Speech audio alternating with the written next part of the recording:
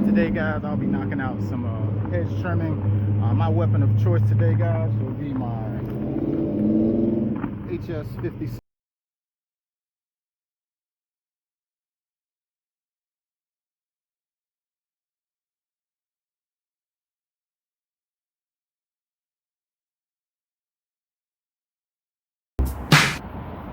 Alright guys, so I'm knocking out these hedges today. These are some of my favorite hedges to trim just because how dense they are. It's easy to just trim off a little bit of them and how sharp they look afterward. I'm pushing down on this thing and you can see it's very dense, man, very dense. Easy to make it look so uniform. And this is pretty much the hedged one. What I like to do is on this part here, you can see this is actually four right here. One here, one there, one there, and one there. So I would go across this one, give it a little bit of a bulb at the top. This one as well. The crease will be right in the middle here. It'll go here, there, there. So you'll see like a dip. So anyone from afar can see that it's definitely different hedges. This one here is going to definitely look sharp. But I'm going to go ahead and get the trimming, guys. These are some of my favorite hedges to trim. As you see, I already got started. This is 1, 2, and this one here I still got to trim on the back side of it. This is 4, 3, 4, and 5. So this is, and all I'm about to trim, let's count, 1, 2, 3, 4, 5, 6, 7, and that one looks like 2, 7, 8, 9, 10, 11, 12 hedges. 12 hedges, guys. I'm gonna go ahead and get to it.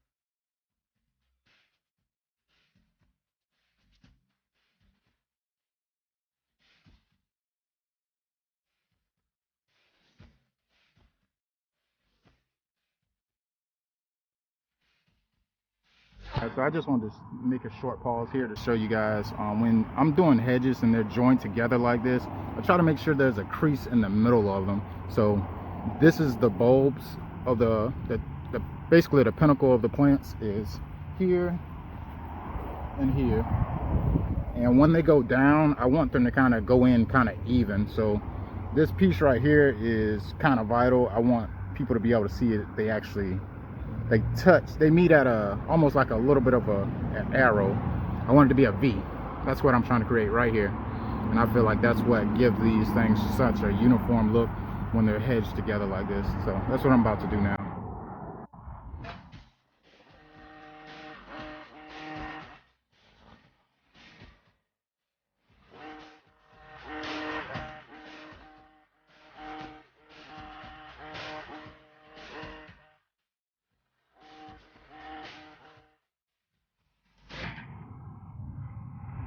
Alright guys, so you see that V that I'm talking about? It's kind of like right there. If you see what I'm talking about, you probably see it better if I move up a bit closer.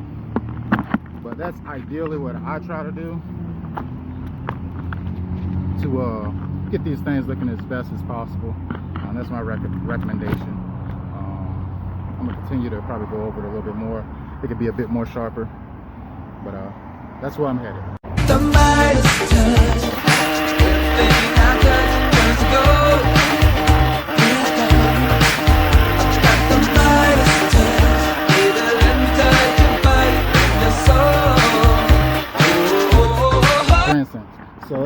matters about the details of that V, because close up it may not look like a significant difference, but the farther you get away from this thing, the sharper it looks. So being close up on it, you may not be able to see those details, but you see how you can see the crease right there, which I'm still working on that second one. But that one right there in the middle, there we go, right there, that's the one I just did, guys. See how sharp that looks versus if I hadn't did the V and I just kind of try to smooth it over to where this part bridges. I like to make that crease in. That's how I get all those humps. I'm gonna call this one the mountains, man. The pretty mountains. So this basically becomes an art, not just hedge trimming. You become an artist out here.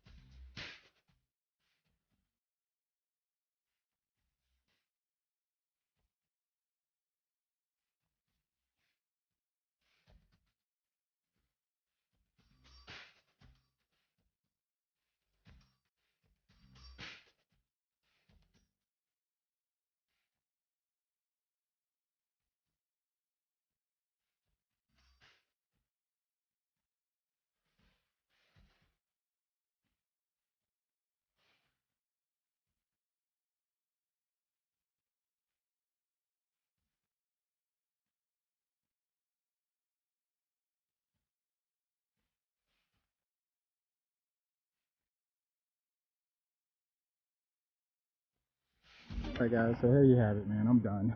I can go over this thing 100 times just to find something wrong with it every single time. Anything sticklers, anything sticking up, I'll just trim all day if I could. But I'm gonna come to a halt here. I think it's good enough. I've got the primary spaces. I think everything's looking nice and sharp, especially if I stand farther back. I feel like when it comes to hedges, guys, if you can see it, they can see it. Typically this is not a walkway. No one is ever up close on these shrubs, so any tiny imperfections, like I would say on the back side of these shrubs, as you see up closer to the palm tree here, there's a little bit of Yaupon hollies beginning to sprout out and grow. But for the most part, I think I got it pretty well.